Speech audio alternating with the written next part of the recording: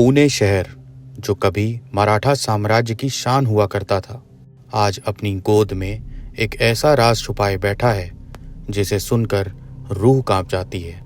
ये कहानी है शनिवार वाड़ा की।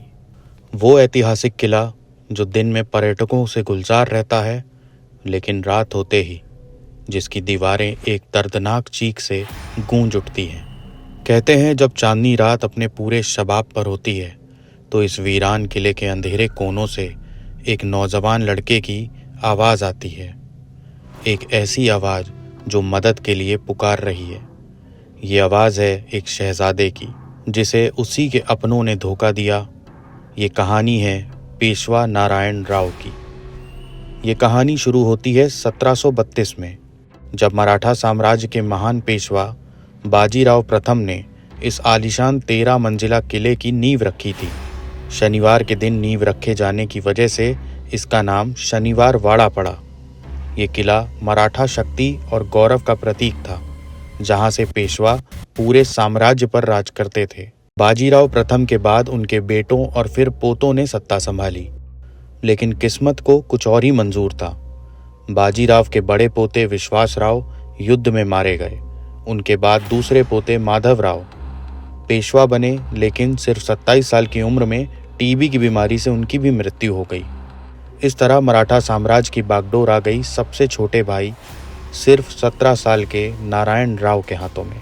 एक ऐसा लड़का जिसके कंधों पर अपने काबिल बड़े भाई की विरासत को आगे बढ़ाने की जिम्मेदारी का बोझ था। लेकिन नारायण राव में अनुभव और दूरदर्शिता की कमी थी, और जब सत्ता विरासत में मिलती है तो खून के रिश्ते अक्सर फीके पड़ जाते हैं। नारायण राव के चाचा रघुनाथ राव खुद पेशवा बनने का सपना देख रहे थे। पहले भी उन्होंने अपने भतीजे माधवराव के खिलाफ साजिशें रची थी, जिसके कारण उन्हें नज़रबंद कर दिया गया था। माधवराव की मृत्यु के बाद रघुनाथ राव को रिहा तो कर दिया गया, लेकिन नारायण राव ने उन्हें कड़ी निगरानी में रखा। सत्ता की भूख और इस अपमान ने रघुनाथ राव के अंदर बदले की आग को और भड़का दिया, और इस साजिश में उनका साथ दे रही थी उनकी पत्नी आनंदीबाई। आखिरकार वो मनहूस दिन आ ही गया, 30 अगस्त 1773। गणेश चतुर्थी के उत्सव के शोर को अपनी साजिश का पर्दा बनाने के लिए इससे बेहतर मौका नहीं हो सकता था। रघुनाथ राव और आनंदीबाई ने नारायण राव के खास अंगरक्षकों गारदी जनजाति के हत्यारों को अपनी तरफ मिला लिया। कहते हैं कि रघुनाथ राव ने हत्यारों को संदेश भेजा था, नारायण राव को पकड़ो, लेकिन आनंदीबाई ने उस संदेश के एक अक्षर को बदलकर पूरे मराठा साम्राज्य का इतिहास बदल दिया। पकड़ो का आदेश मारो के हुक्म में तब्दील हो चुका था। त्योहार की रात जब पूरा महल सो रहा था, हत्यारे महल में घुस आए। शोर सुनकर नारायण राव जागे और खतरे को भांपते हुए मदद के लिए भागे। नारायण राव घबराकर अपने चाचा रघुनाथ राव के कक्ष की ओर भागते हैं। वे लगातार चिल्लाते हैं, काका मला वाचवा, काका मला वाचवा, मतलब चाचा मुझे बचाओ। वे अपनी जान बचाने के लिए उसी चाचा की ओर भागे जिसने उनकी मौत का फरमान लिखा था। वे चीखते रहे, ये तक कहने को तैयार थे कि सत्ता छोड़ देंगे, बस उनकी जान बख्श दो।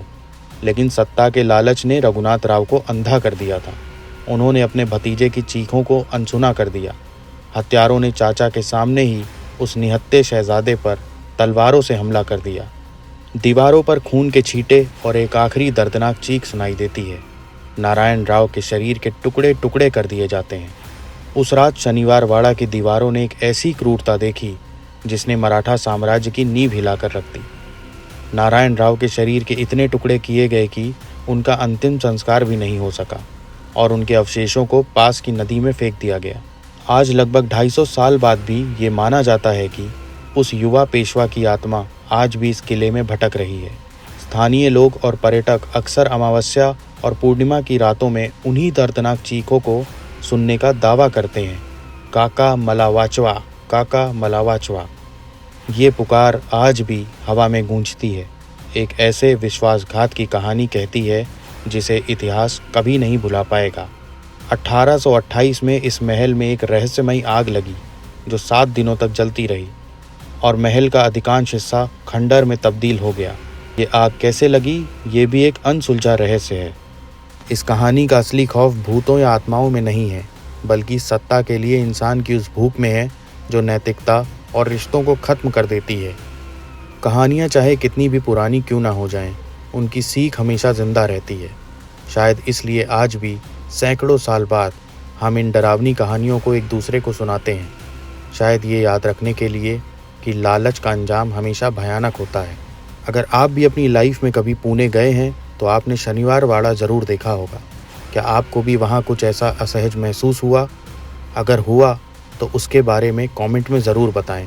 या फिर अगर आपने भी शनिवार वाड़ा की ऐसी कोई कहानी सुनी है तो उसके बारे में भी कमेंट सेक्शन में ज़रूर बताएं। हॉरर से जुड़ी और बेहतरीन स्टोरीज़ के लिए देखते रहें स्टेट मिरर।